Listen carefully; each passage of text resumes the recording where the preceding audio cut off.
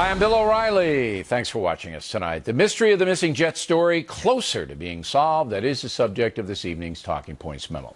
Finally, the Malaysian government has told the world where the missing jet is located. It is therefore with deep sadness and regret that I must inform you that according to this new data, flight MH370 ended in the southern Indian Ocean. That means that 239 people on board are dead, including 3 Americans. Reaction was swift.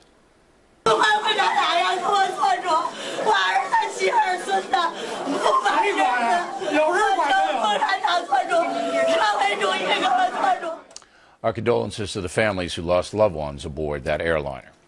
Now, the search continues. More debris has been sighted in the ocean, and eventually Talking Points believes some parts of the plane will be found, but not the black box.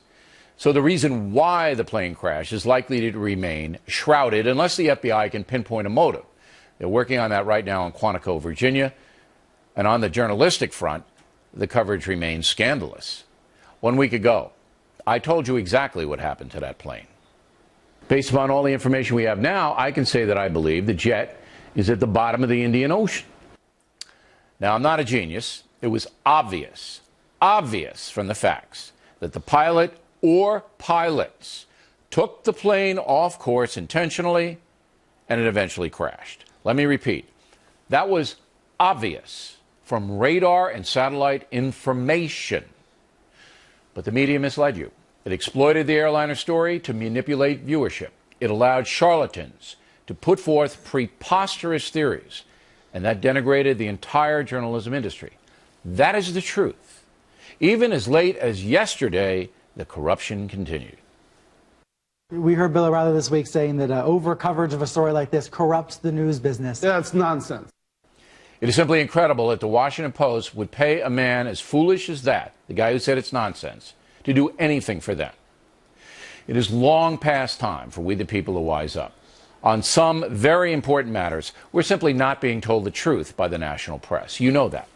In many cases, we are being actively misled and exploited in the process.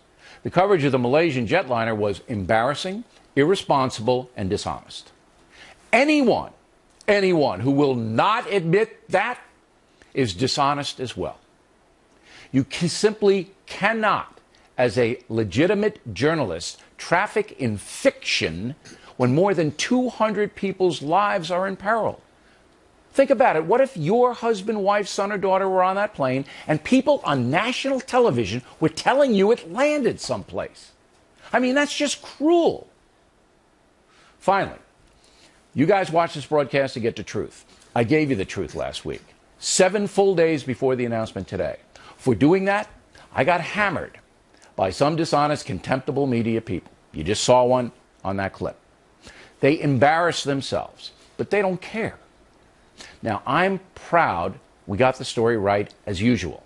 We will always tell you the truth on the factor, and we will always present facts to back it up.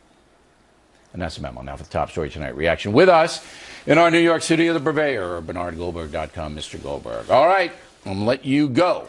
Sometimes we agree, sometimes we disagree. On this, your take on the media, I agree with every syllable you said. And the central point is that you made the allegation that the media's coverage, the nature of that coverage, was corrupting the news business. Those were your words. Right. Eric Wemple of the Washington Post said that was nonsense. He's wrong. He's dead wrong. When an anchorman, and an anchorman in TV, as we know, it's a different class of journalist. When an anchorman asks a panel a question about whether the plane could have disappeared into a black hole, that is so stupendously dumb. That is so monumentally, jaw-droppingly stupid. There are black holes in outer space, not here. That person doesn't simply embarrass himself, he embarrasses his entire network. When a retired general goes on this network and talks about how he has sources who tells him the plane is in Pakistan or eastern Iran, and it'll probably be used as a weapon to attack the United States or an aircraft carrier or Israel, that doesn't just embarrass him, that embarrasses, that speaks to the credibility, in my view, of the entire network. And one more thing. When you go out on CNN and put up a banner that says breaking news, and when you go on this channel, not you, but when they go on this channel and they say Fox News Alert, and the breaking news and the Fox News Alert is either old news, no news, or just more dumb speculation, well, the boy can cry wolf only so many times before people catch on. And I think this, in the long run, is a very bad thing for I think so too. Cable television, I think especially. but I think this is the epitome of what has been happening for years. See, the journalism industry, the entire industry, is in decline, in my opinion. When I got into it, and I was in Boston University in 1974, we're coming off Watergate. My classmates and myself were paying an enormous amount of money to become trained journalists so we could do stories like Watergate, so we could watch the powerful. There were motives there. That's all gone now, all right? This is, and inevitably with the competition and the money being the way it is, I understand that. But when you just do anything, you'll do anything to get viewers. Right. That, you just can't. And that's why I spoke out so harshly about it. Now, let's take it a step further. You believe that this diminishment of the journalism industry, began with the election of President Obama? I don't know if it began, but it certainly got noticeably worse. Journalists traditionally chronicle the news. They chronicle history. But when Barack Obama came along, because he was a historical figure, they decided they wanted to help shape history. And I think they moved from covering the news to wanting to shape the news, and they, most importantly, they went from old-fashioned media bias, which has been around for a while, to media activism. That's in the old media. Let me stop you then. So that's the reason that Benghazi, Libya, the IRS, that's right, exactly, and other important stories, exactly, because they go to power. They go to power and how power is being used. That's why the stories are important. Are being virtually ignored by many. Yeah, that's the ideological part, right? Okay, and others, they're being slanted. Oh, it's a Republican trick. That's right. Okay, so that's in play, but that doesn't really explain how intense it is for those of us on television in particular to do what's going to get people to watch, you know, and we go back to network, Sybil the soothsayer. And there was a psychic in this, as we discussed last week. HLN brought on a psychic, all right, who actually said the plane had landed on land. Now, that psychic out of business, has she resigned her little crystal ball? I'm not sure. But the double whammy here of ideology and then desperation for viewers is everything's cracking.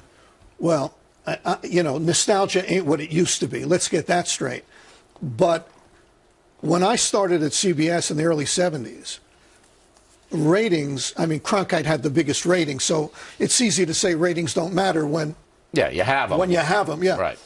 But and you know this is true, it's taken on a whole new meaning. I think there are too many people in the news business today, too many people who will do just about anything for ratings.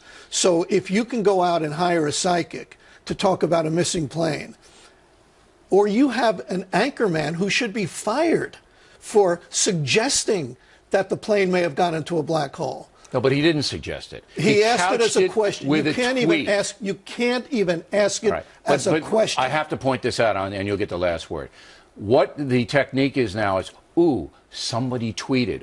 Ooh, somebody emailed. So they're not asking it. They're asking it on behalf of Baron von Frankenstein in Bavaria. Well, they just tweeted let me tell the people at home what the trick is. Right.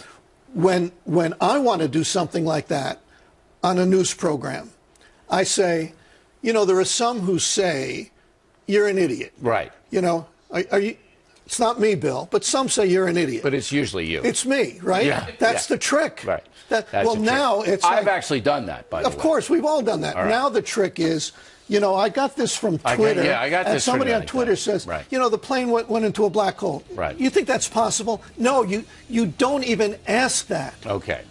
the apex of this, just to wrap it up with Bernie, we've got to let him go, is that there were two topless ladies in the Maldives who saw the plane. Remember that? When I saw that in legitimate newspapers, I just went, goodbye.